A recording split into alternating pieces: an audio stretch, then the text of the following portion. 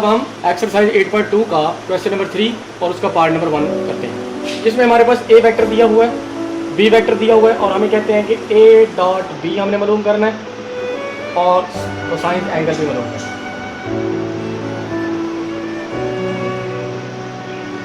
तो सबसे पहले हम ए डॉट बी मालूम करेंगे। ए वेक्टर है, बी वेक्टर है, इनको हम मल्टीप्लाई कर लेते हैं तो ए डॉट बी आ जाएगा।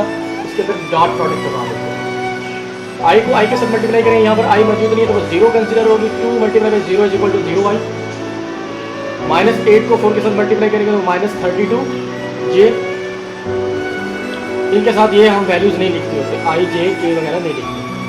और 3 को जब 3 के साथ मल्टीप्लाई करेंगे तो वो आ जाएगा प्लस के 9। तो ये हमारे पास वैल्यू बनती है -23। ए डॉट भी हमारे पास आ गया। अब हमें चाहिए ए मार्ट मालूम करने के लिए हमें ए का मॉड लेना है। 2 का स्क्वायर जमा -8 का स्क्वायर जमा 3 का स्क्वायर और ये ऊपर जजर 4 जमा 64 जमा 9, ये बन जाएगा हमारे पास 77 अंडर। अब बी का मार्ट करेंगे। बी का मार्ट में हमारे पास है 4 का स्क्वायर जमा 3 का स्क्वायर 16 जमा 9 बराबर आ जाएगा हमारे पास 25 के, और 25 के नजर होता है हमारे पास 5। अब कोसाइन एंगल जो हमारे पास बराबर है ए डॉट बी बटा a cross a mod b mod, इसके बराबर है। ए डॉट बी वो हमारे पास है -23 के, और ए मार्ट है हमारे पास 77 के, वो भी इधर ले आएंगे और ये 5 की 5 और ये 77। इस तरह से हमने इसका कोसाइन एंगल भी मालूम किया और ए डॉट बी भी मालूम किया। इससे नेक्स्ट हमारे पास क्वेश्चन है क्वेश्चन नंबर 8, जिसमें हमें प्रूव करने के लिए कहा कि ए जमा B dot A minus B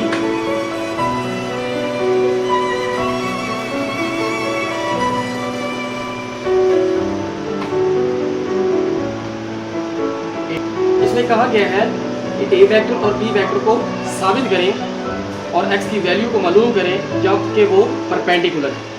perpendicular दो वेक्टर तब होते हैं जब उनका A dot B equal to 0, यानी कि डॉट प्रोडक्ट या स्केलर प्रोडक्ट 0 के इक्वल आ जाए तो आपस में 90 के इक्वल होते हैं। तो हम इनका डॉट प्रोडक्ट करवा देते हैं। A dot B equal to 0 first कर देते हैं। तो हमारे पास ए वेक्टर है 2y plus 4j minus 7k dot into 2y plus 6j plus xk, ये हमारा 0 के इक्वल है। अब हमने इसका डॉट प्रोडक्ट करवाना है सिंपली और x की वैल्यू फाइंड करना है। आई को आई के साथ मल्टीप्लाई करेंगे तो ये बन जाएगा 4, j को j के साथ मल्टीप्लाई करेंगे तो ये बन जाएगा 24, -7 को x के साथ मल्टीप्लाई करेंगे तो ये बन जाएगा -7x इज इक्वल टू 0। अब -7x किस तरफ और है दूसरी तरफ जाकर प्लस में चेंज हो जाएगा और ये बन जाएगा 28। इधर 7 ज़रब हो रहा है, इस तरफ लेके जाएंगे डिवाइड हो जाएगा। 28 बटा 7 करेंगे तो हमारे पास वैल्यू आ जाएगी 4। तो x की हमारे पास वैल्यू आ गई 4। इस तरह से ये क्वेश्चन भी सॉल्व है। स्टूडेंट्स, अब हम एक्सरसाइज 8.2 के क्वेश्चन नंबर 13 का पार्ट नंबर 1 करने जा रहे हैं। इसमें हमारे पास ए वेक्टर दिया हुआ है, बी वेक्टर दिया हुआ है और सी वेक्टर दिया हुआ है, और हमें कहा गया है कि ए क्रॉस बी वेक्टर, ए क्रॉस सी वेक्टर और उनका भी डॉट प्रोडक्ट करवाना है। तो सबसे पहले हम क्या करते हैं, ए क्रॉस बी वेक्टर फाइंड करते हैं। तो इसके लिए मैं ए क्रॉस बी करता हूँ। इसके लिए मैं डिटरमिनेंट बनाता हूँ आई जे एंड के। आई के नीचे आई वाली वैल्यूज यहाँ पर 1 है, यहाँ पर भी कांस्टेंट 1 है, -2 यहाँ पर है +2, यहाँ पे +1, यहाँ पे -4, 1 एंड -4। यहाँ पर आई को हम बाहर निकालेंगे, ये वाली कॉलम और ये वाली रो छोड़ देंगे और इन दोनों का आपस में ज़रब करेंगे तो माइनस माइनस जमा में कितना हो जाएगा, बना देगा +8। 2 को 1 के साथ मल्टीप्लाई करेंगे तो आ जाएगा हमारे पास 2 और फार्मूले का मान 2 ये आ। अब फिर हम करेंगे इसको माइनस जे। अब ये वाला कॉलम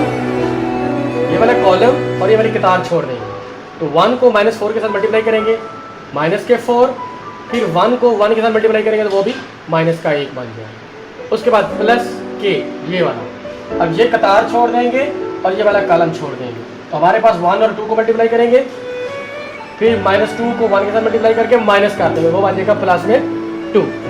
यहाँ पर हमारे पास इसकी वैल्यू बनती है 6i माइनस और ये माइनस जमा में तब्दील हो जाएगा, माइनस माइनस जमा 5j। अब 2 और 2 4k, ये हमारे पास आ गया a क्रॉस b। अब हम करेंगे a क्रॉस c।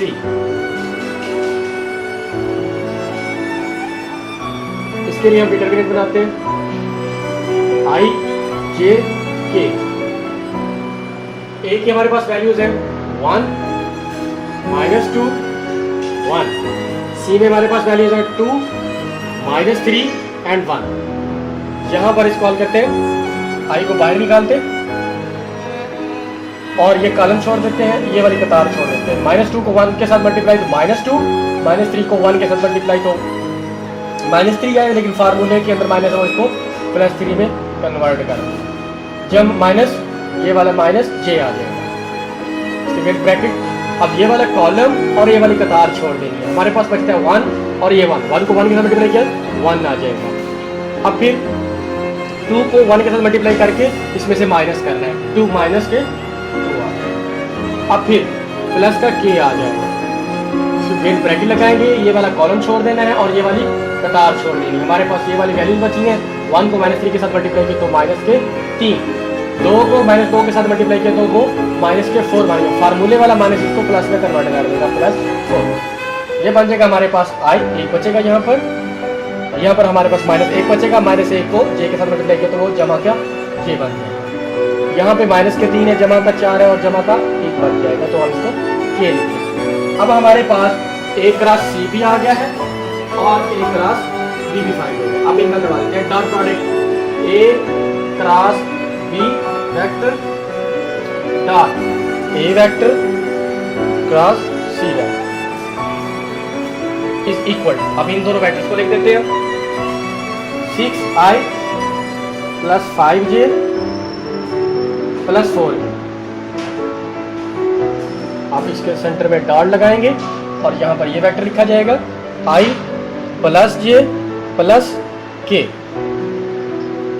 अब i को i के साथ मल्टीप्लाई करना है, j को j के साथ मल्टीप्लाई करना है और k को k के साथ मल्टीप्लाई, क्योंकि ये स्केलर प्रोडक्ट डॉट प्रोडक्ट है। 6 को 1 के साथ मल्टीप्लाई किया 6, 5 को 1 के साथ मल्टीप्लाई किया 5, 4 को 1 के साथ मल्टीप्लाई किया तो वो 4।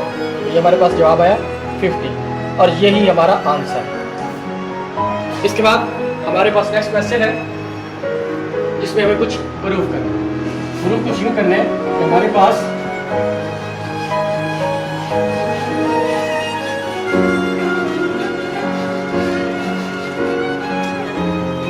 फार्मूला दिया गया है a cross b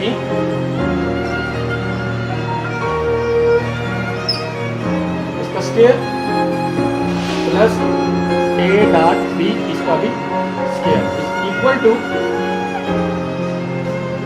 a bar square b bar square.